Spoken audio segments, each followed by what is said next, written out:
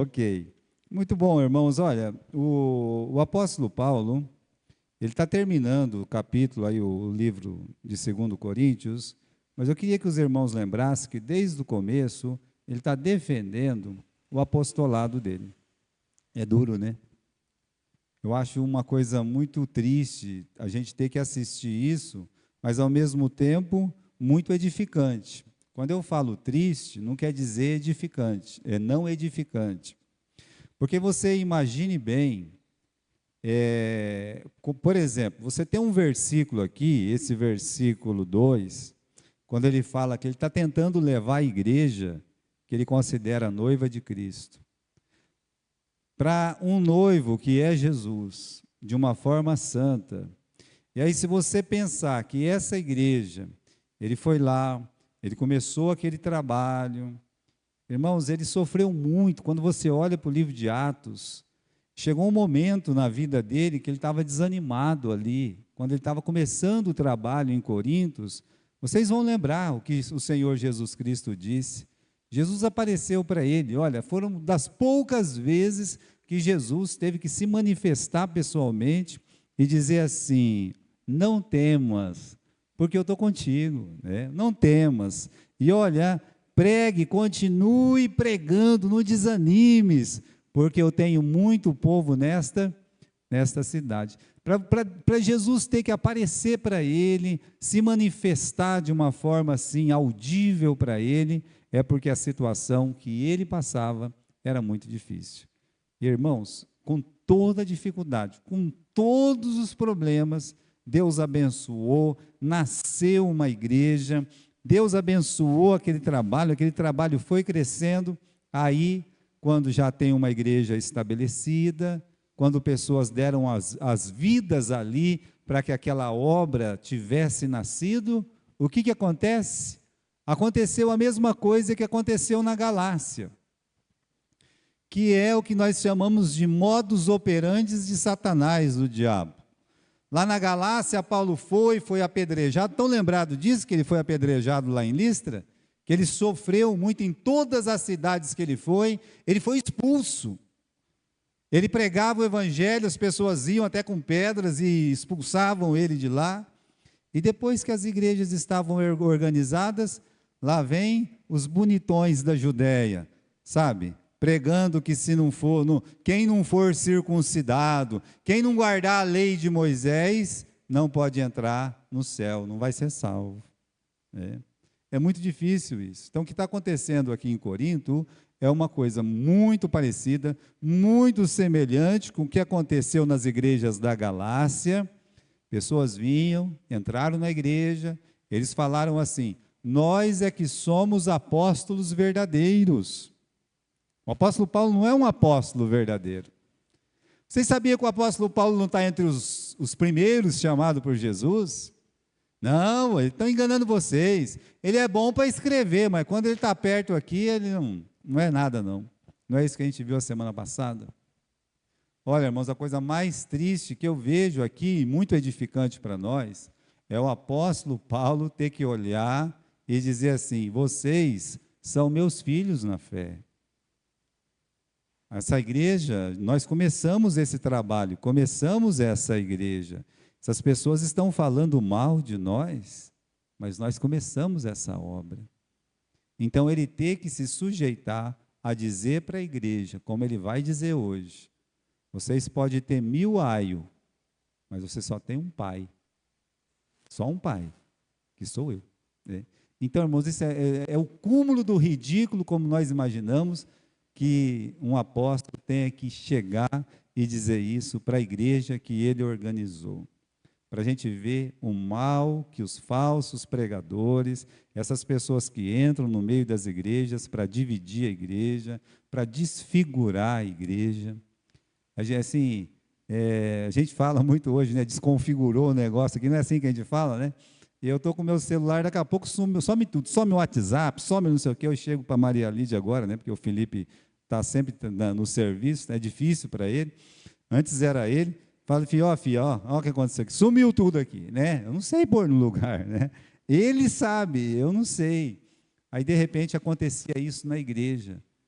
o apóstolo Paulo não podia nem ser recebido mais na igreja que ele deu a vida para organizar. Então, ele está aí, o livro de 2 Coríntios é uma defesa do seu apostolado, antes de mais nada, é uma defesa do seu apostolado contra esses falsos mestres que entraram nas igrejas, destruíram o corpo doutrinário da igreja, e estão colocando a igreja contra o próprio apóstolo Paulo e seus ensinos. É isso que o apóstolo Paulo está fazendo, ele está defendendo a sua fé. A fé não, o seu apostolado, né? E a fé da própria igreja, por que não dizer assim? Bom, nesse texto de não é fácil permanecer a verdade, vamos começar aqui do começo, que é o versículo 1. Quisera que me suportasses um pouco na minha loucura, suportai-me ainda. Ele está dizendo, olha, me aguenta mais um pouco aí, né? Tenha paciência comigo. Versículo 2, eu estou zeloso de vós, com zelo de Deus, porque vos tenho preparado para vos apresentar como uma virgem pura, um marido, a saber, a Cristo. Eu tenho zelo, ou seja, eu tenho ciúmes de vós. Explicamos isso quando nós pregamos que Jesus entrou na casa do pai dele, no templo, e a Bíblia diz que o zelo da tua casa me consumiria. Isso é uma profecia. Isso aconteceu com Jesus quando ele entrou no templo, ele viu vendedores, ele viu cambistas, aqueles animais, havia uma corrupção na forma com que o culto estava sendo realizado. Então Jesus pegou um chicote e o zelo da casa do pai dele tomou conta do seu coração e ele disse, não façam a casa do meu pai um mercado, não façam uma casa de venda, um empório, é isso. Você pode imaginar que o apóstolo Paulo está fazendo a mesma coisa, só que não tem uma casa visível, mas tem uma casa, a casa de Deus, que é a igreja. E o apóstolo Paulo está dizendo, eu tenho zelo de vós, eu tenho ciúmes de vocês. Olha, irmãos, uma pessoa, quando ela organiza um trabalho, é natural que ela tenha ciúmes, mas um ciúmes, um zelo espiritual daquilo que foi feito. Imagine, né, que você vai lá, organiza uma igreja, num princípio bíblico, de doutrinário, aí aparece um maluco aí, revira a igreja num monte de mentira, e fala, não, aquele pastor lá está enganado, está errado. Como é que a pessoa vai se sentir? Ela não vai se sentir bem, é o que estava acontecendo com o apóstolo Paulo, é os ciúmes, como ele mesmo diz aqui, eu vos tenho preparado para vos apresentar como uma virgem pura ao seu marido. Então isso aqui é um zelo, é um cuidado, né, uma dor que ele sentia, chamado aqui zelo de Deus. Ele mesmo fala, não é qualquer ciúmes não, é um zelo de Deus, é uma dor profunda que ele sentia no coração por causa da doutrina falsa que entrou dentro da igreja de Corinto. Os costumes errados que estavam entrando dentro daquela igreja. Agora, zelo de Deus. Ele fala, estou zeloso por vós, mas é um zelo espiritual, é um zelo de Deus. Porque tem zelo verdadeiro e tem zelo falso. Por exemplo, os discípulos de João estão reclamando com João porque Jesus está batizando mais do que ele. Isso é um bom zelo ou é um mau zelo? Isso é um mau zelo, correto? Existe aí uma piedade, mas de uma forma errada. Ou seja, o certo era eles estar lá no meio de Jesus, correto? Mas eles estavam com ciúmes. Então existe ciúmes que é um bom ciúmes, que é esse zelo de Deus que o apóstolo Paulo estava sentindo, e existe aquele ciúmes perverso, os ciúmes de ódio, de inveja mesmo e coisa e tal, porque era o que os apóstolos de João sentiam por Jesus, quando deveriam amar Jesus como João Batista amava. Então Paulo está explicando, olha, o zelo, os ciúmes que eu tenho de vocês, é um zelo de Deus. Eu estou sofrendo com tudo isso que está acontecendo dentro da igreja. É um zelo de Deus. Isso é muito comum no coração dos missionários. Missionários sofrem isso aí. Eu lembro que, né, em Manaus, uma vez um missionário, ele voltou, né, ele voltou para tinha ido embora para os Estados Unidos, aí ele voltou.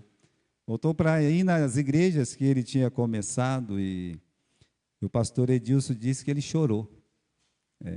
Ele chorou. Por que ele chorou? Pelo que estava sendo praticado dentro da igreja. Ele disse, em todos os 40 e poucos anos que eu fiquei aqui, eu nunca ensinei essas coisas. Então, ele tem motivos para chorar. O versículo 2 aí, ele fala, eu tenho zelo de vós, como o quê? Como aqui ele está dizendo, porque eu tenho vos preparado para apresentar como uma virgem pura ao marido, a saber, a Cristo. Então, ele até, o cuidado tipificado num pai que cuida da filha, noiva, até o casamento, né? É isso. Ele está dizendo, eu cuido de vocês como um pai está cuidando de uma filha, quer entregar essa filha pura, para casar pura com o seu noivo, que era o que acontecia, meus irmãos, lá no tempo do nosso Senhor Jesus Cristo. Que o noivo, a menina e o rapaz ficavam noivos, né? E depois de algum tempo, até anos, o noivo ia buscar a noiva, mas quando ele ia buscar a noiva, esperava-se que o pai fosse cuidar daquela menina, para que aquela menina ficasse pura, para ser entregue para o seu noivo. É assim. Ele está dizendo, eu me esforço, eu lutei, eu estou tentando fazer com que vocês sejam apresentados como uma virgem pura lá para o marido de vocês, que é o nosso Senhor Jesus Cristo. Por que ele está fazendo isso? Porque ele se sente um pai espiritual da igreja. Eu convido você para abrir lá em 1 Coríntios, no capítulo 4. Vamos abrir lá, no livro de 1 Coríntios, capítulo 4. Quando nós falamos, né, de pai, eu já até expliquei isso aqui no começo, capítulo 4, versículo 15. O que diz aí? Vamos à leitura aqui. Diz assim, porque ainda que vocês tivessem 10.000 tutores ou aios em Cristo, não teríeis, contudo, muitos pais, porque eu, pelo Evangelho, vos gerei em Jesus Cristo. Vocês podem ter muitos aios, mas pai, você só tem um. Existe, meus irmãos, é verdade, aqueles filhos dentro da própria família, né, que eles não têm consideração nenhuma por seus pais. Eles preferem amar uma outra pessoa, considerar uma outra pessoa.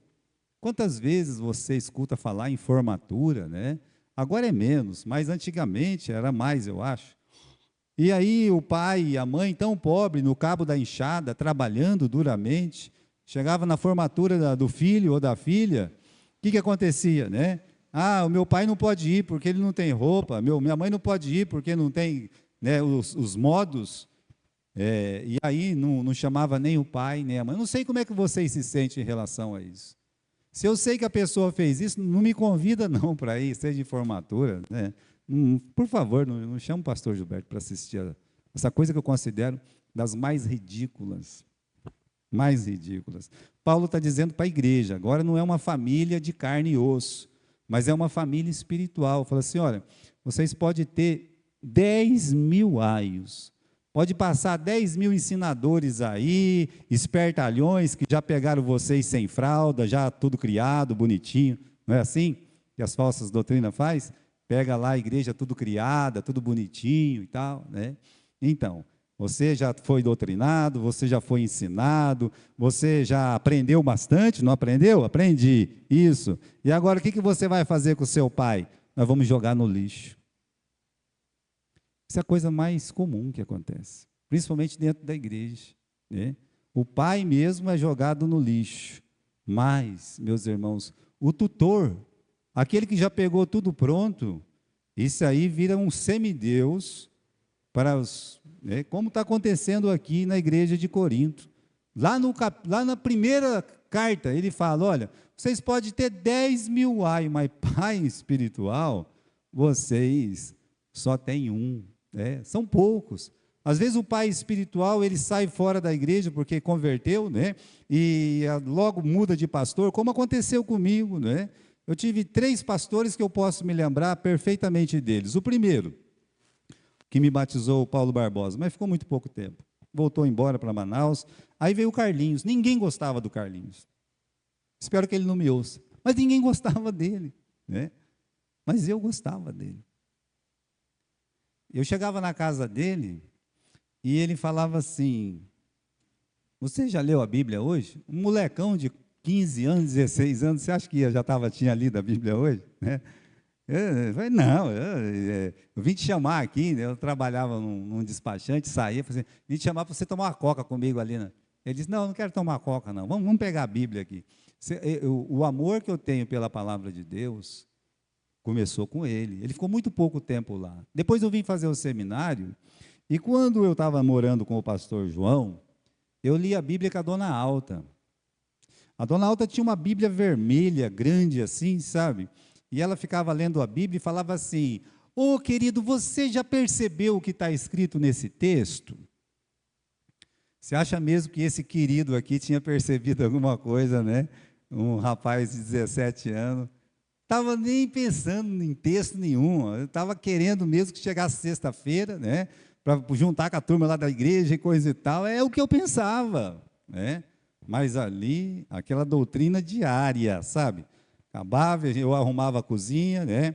Eles deitavam um pouco enquanto eu arrumava a cozinha. Quando eles acordavam, lá vinha ela com aquela bibliona. Eu lembro, era uma Bíblia enorme, sabe? Escrita em inglês. E ela falava, abre a sua aí, né? Eu abria a minha Bíblia, né? Aí ela me ensinava. Aí eu fui aprendendo a Bíblia, a palavra de Deus. Eu aprendi. Então eu tenho meu aio. Eu honrei os meus aios, eu tenho meus pais espirituais e honrei os meus pais espirituais até a morte deles. Na última vez que eu fui ver o pastor João, eu disse, nós nunca mais vamos nos ver, pastor João. Ele disse, é verdade. Eu disse, aqui eu vou te dar um beijo, vou te dar um abraço, né? E vou agradecer, porque aqui é só no céu que eu vou poder realmente falar mais alguma coisa para o senhor. Cheguei na Dona Alta, ela estava meio surda, e falei a mesma coisa. Isso que eu estou falando para vocês. Falei assim, Dona Alta, o que a senhora fez de sentar comigo, aquele moleque, e ficar meia hora, 40 minutos, falando a mesma coisa, nunca vai ser esquecido.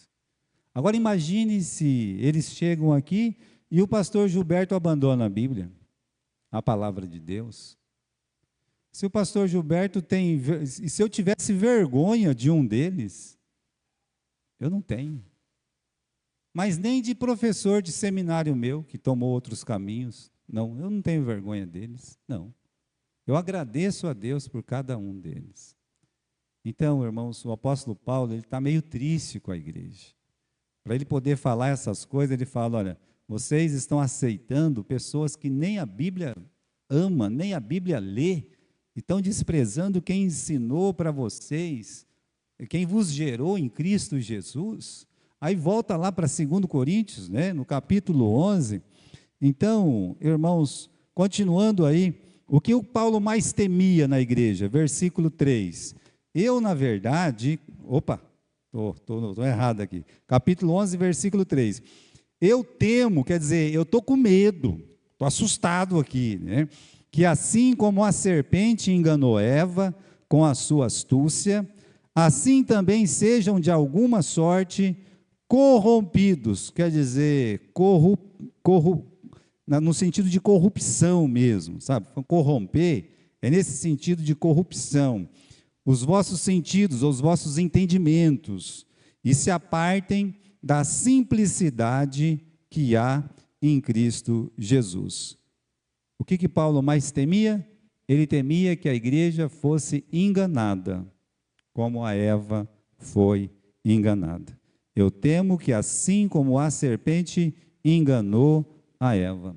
Agora, irmãos, é um momento da gente parar e refletir como é que a serpente enganou a Eva. A Eva queria mudar de Deus? Não. A Eva detestava Deus? Não. A Eva tinha algum problema com Deus? Não. Não tinha problema nenhum. Eles estavam no paraíso. Tudo era muito bom. Mas aí a serpente chega e planta uma dúvida no coração da Eva. É assim mesmo que Deus disse? Que ninguém pode comer, não pode comer de nenhuma árvore que está aqui? Bem, meus irmãos, ela sabia qual ia ser a resposta. Mas você vê que, calma lá, né? Não é assim, não é? A gente pode comer sim, a gente pode comer. Mas olha a astúcia da serpente de lançar uma dúvida sobre aquilo que Deus disse. Não é assim que Deus disse? E aí começa a confundir a cabeça da pessoa. Mas será que Deus disse isso? Será que Deus não disse isso? Não, ó, Deus disse que a gente pode comer de toda a árvore que está no jardim. Aí, o que a gente não pode comer é a árvore do conhecimento daquela lá, né? Do conhecimento do bem e do mal. Você sabe que quando você lê aquele texto, né? Vamos voltar lá no capítulo 3 do livro de Gênesis? Voltemos lá comigo, porque esse é o texto que está na cabeça do apóstolo Paulo, quando fala de uma igreja sendo desviada, afastada da verdade, sendo corrompida, uma corrupção, sabe? Tá nascendo uma coisa ruim ali.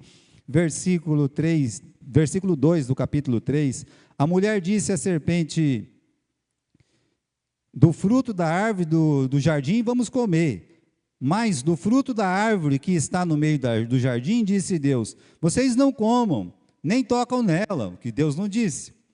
Mas está tudo bem. Não toca nela, a pessoa pode falar muita coisa, mas bom, vamos dizer que foi o próprio Adão que fez esse acréscimo. Disse, olha meu bem, a gente não vai nem comer, não vamos nem tocar nesse negócio aqui, não vamos nem relar. Não é assim que a pessoa fala? Já que a gente não pode comer, a gente não vai nem relar nesse negócio aqui, que esse negócio aqui. Está tudo bem.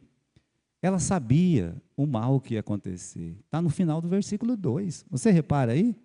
Você não pode comer isso aí não, por quê? Porque nós vamos morrer. É aí que o diabo lança dúvida. Ele fala, não, vocês não vão morrer. Mentira de Deus.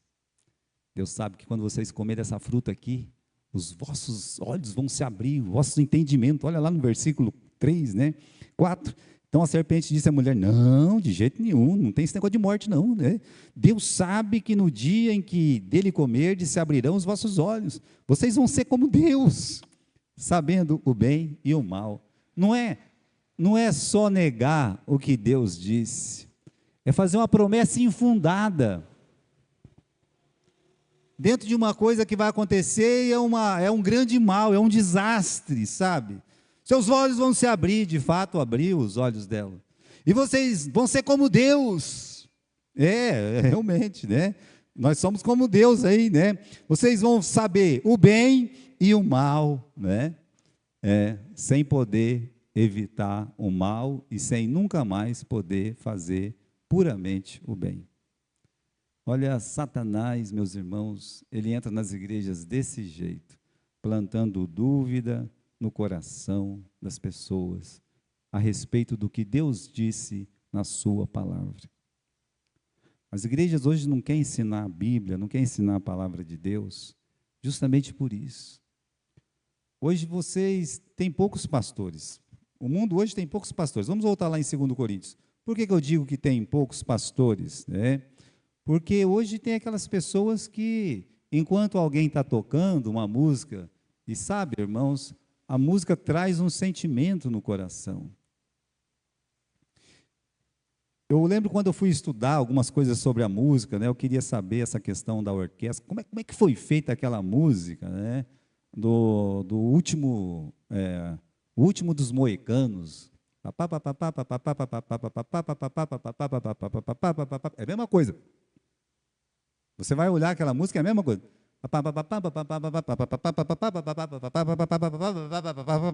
Você sabe que aquela música lá é feita para a pessoa entrar em crise. Sabia? É feita para você ficar assim, né? Vai acontecer alguma coisa. É por isso que tem as músicas de terror. Tchan, tchan, tchan, tchan. Só fala isso a música, não é esquisito? A música só fala tchan, tchan, tchan, tchan. A música mais absurda que existe é a música do tubarão. Pom, pom, pom, pom, pom, pom, pom, pom. Só fala isso. E quem está no cinema? Eu assisti esse filme, não no cinema. Eu sou do tipo que assiste o filme assim. É uma vergonha, né? Pam, pam. Quando falar pom, pom, eu já tá pom, pom, pom. Eu já baixava. Eu nunca sei se engoliu ou não engoliu a moça lá. Por que que eles fazem isso? Porque a música causa um sentimento. A pessoa às vezes não sabe nem o que o pastor está falando, porque ele é um coxa ali. Às vezes ele tem até um ponto de referência no ouvido de alguém falando no ouvido dele. Mas as pessoas choram, as pessoas se devotam. Como na arte de falar. Hoje, fulano falou bonito hoje, hein? É mesmo. E o que ele falou? O que ele falou eu não sei, mas que falou bonito, falou bonito. Mas se você não sabe o que ele falou, como é que você sabe que é bonito? Porque é emocionante. Então, nossas igrejas hoje, incluindo nossas igrejas batistas, estão nesse padrão. O que você precisa, meu irmão, é estudar a palavra de Deus. Toda a Escritura é divinamente inspirada para ensinar, para redarguir, para instruir em justiça. Você precisa ser corrigido, instruído, a Bíblia tem que bater em você, tem que falar para você que você está errado. E você tem que sentir isso, que não seja na música. Por isso o apóstolo Paulo está falando, eu temo que a serpente, meus irmãos, a serpente foi lá, mentiu, e a preocupação dele está lá, no versículo 3, e sejam de alguma forma corrompidos os vossos entendimentos. E o que é pior? E se separem da simplicidade que há em Cristo Jesus. E qual é o modus operandi do engano, né? Qual que é? Pastor Glênio Fonseca Paranaguá, pastor da primeira igreja batista de Londrina. Eu fui assistir, ele era famoso lá no norte do Paraná, aí uma vez eu fui assistir, fui com a minha irmã Sandra, né? E aí ele estava pregando lá, e ele falou uma frase que eu nunca vou esquecer na minha vida. Ele disse, a meia verdade é pior do que a completa mentira. Falando assim, sabe? E aquilo entrou, falei, é verdade. Porque a meia verdade, olha, né, Deus sabe que os seus olhos vão se abrir, o olho abrir, era verdade ou era mentira? Era verdade ou era mentira de Satanás que o olho deles ia se abrir? Era verdade. Só que ele já tinha plantado a mentira. Quando é que ele plantou a mentira? Antes de falar a meia-verdade. Quando ele disse, certamente não, vocês não vão morrer. Satanás é assim. Ele ensina uma doutrina falsa, e aí passa um ruge em cima, passa um melzinho em cima, com uma verdadezinha aqui, e as pessoas caem como patinhos. E aquela doutrina falsa vai se espalhando, tomando conta das nossas igrejas. Então, irmãos, plantar dúvidas sobre a verdade desde o início. Veja só, às vezes a pessoa chega na nossa igreja, coisas que já aconteceu dentro da minha igreja, tá? Não vou falar da igreja dos outros, mas coisas que já aconteceu aqui dentro da igreja. Aqui não pode ter manifestação do Espírito, não? Culto, tudo quietinho, tudo bonitinho aqui, acabou o culto, fico cumprimentando as pessoas ali. Aqui não tem manifestação, vocês não deixam ninguém se manifestar? Tipo assim, aqui eu não posso gritar glória aqui. Se você pode falar glória a hora que você quiser, mas precisa gritar? Precisa atrapalhar quem está pregando? São coisas que aconteceu na porta. Outra coisa, mulher não pode fazer nada na sua igreja? Eu não vi nenhuma mulher orando, não vi nenhuma mulher pregando, não pode fazer nada. Deixa eu dizer, essa igreja existe por causa de uma mulher. Duas, na verdade. Primeiro chegou a avó Noêmia, ficou sozinha aqui muito tempo, sozinha.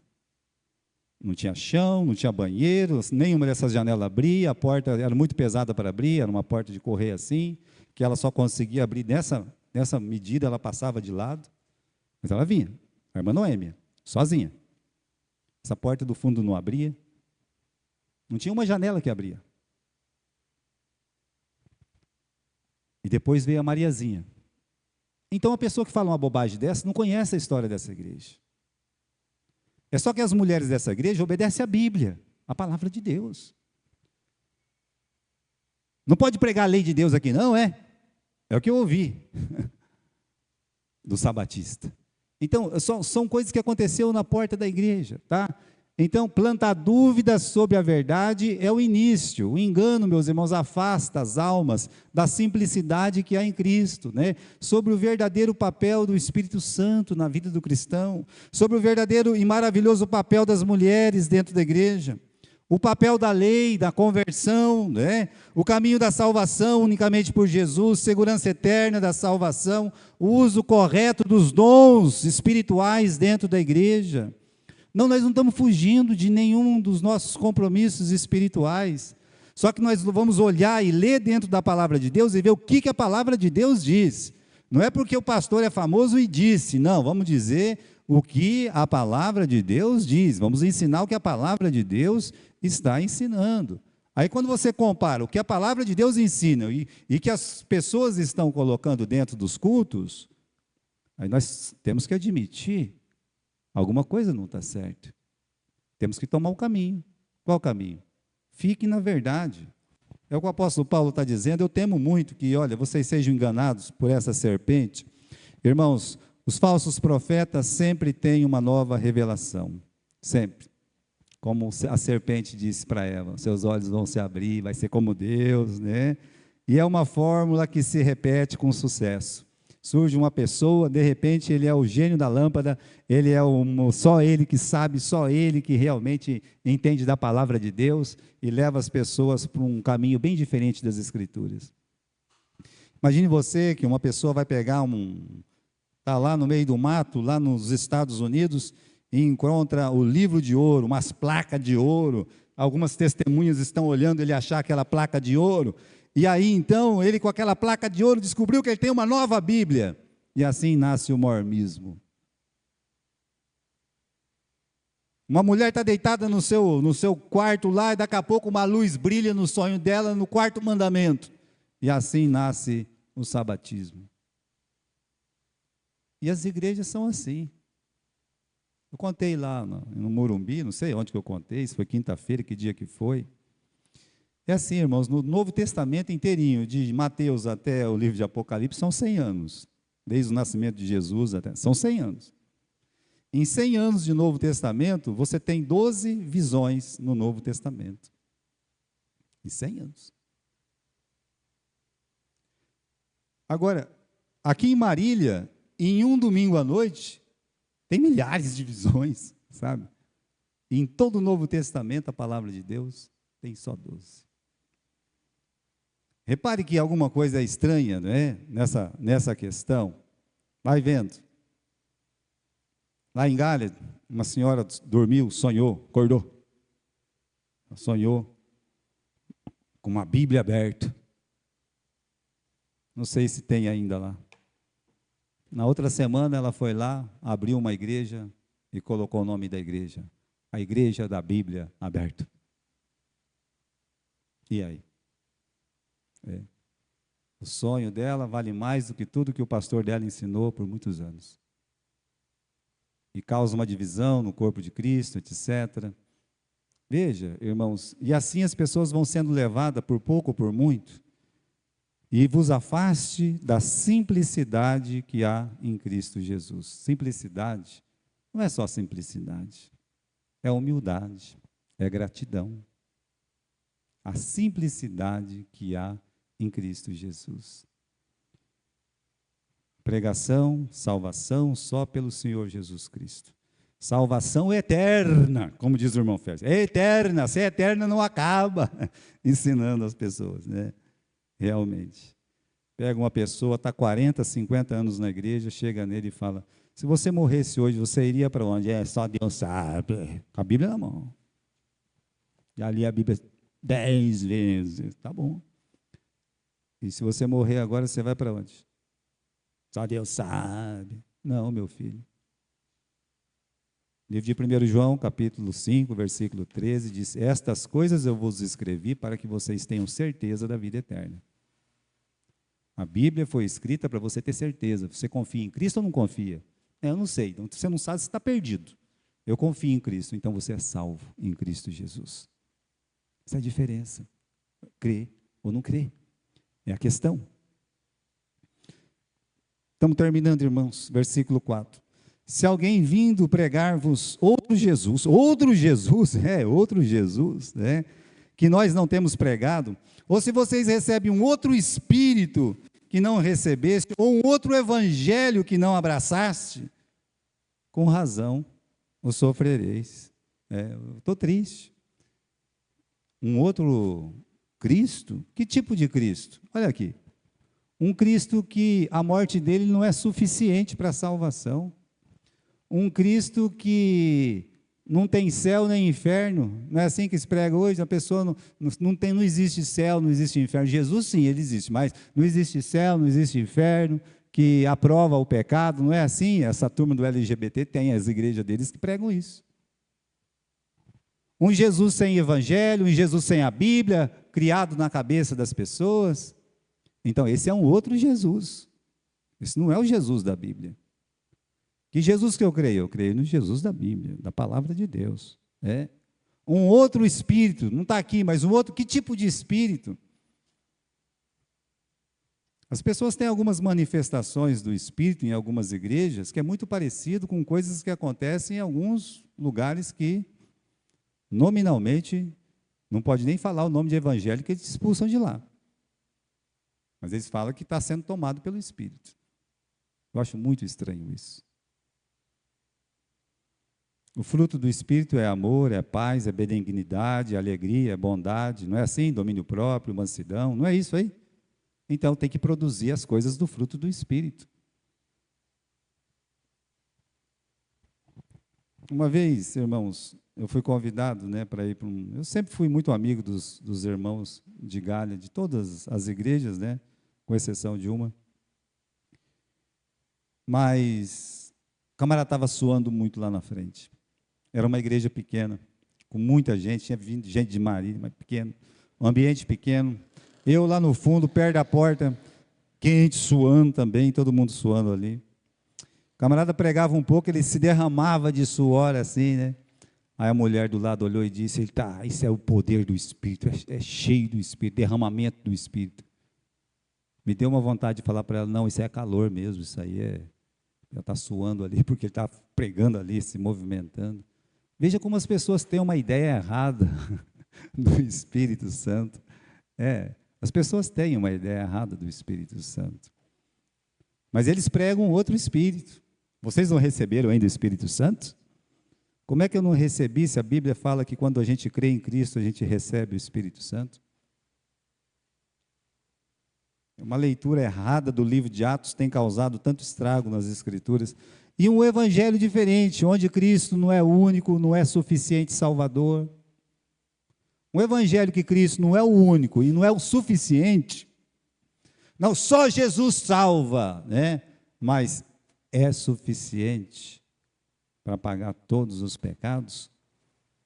Ou um evangelho que a salvação depende do homem, de ritos, de uso, são evangelhos criados pelos demônios, como Paulo vai dizer na semana que vem, a gente vai estudar sobre isso.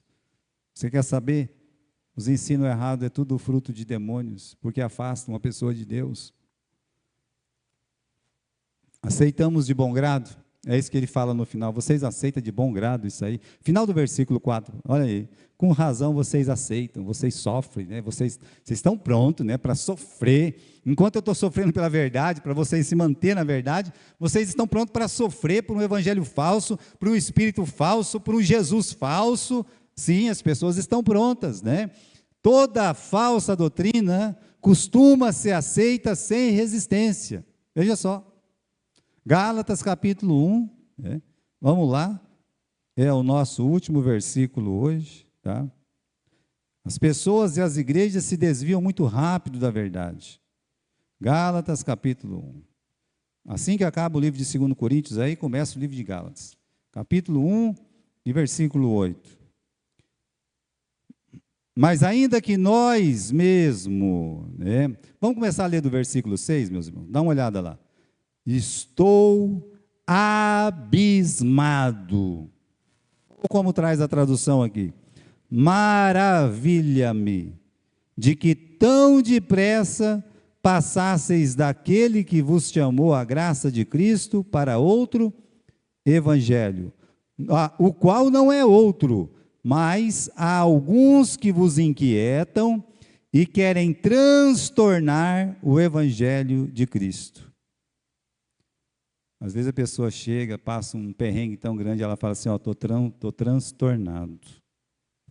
Paulo está dizendo, alguns querem transtornar, acabar com o evangelho de Cristo. Versículo 8, mas ainda que nós mesmos, ou um anjo do céu vos anuncie outro evangelho, além do que vos tenho anunciado, seja o quê? Anátema. Assim como já vô-lo dissemos, e repito, né? Se alguém vos anunciar outro evangelho, além do que recebeste, seja anátema. Lembra que Jesus disse para Nicodemos? Na verdade,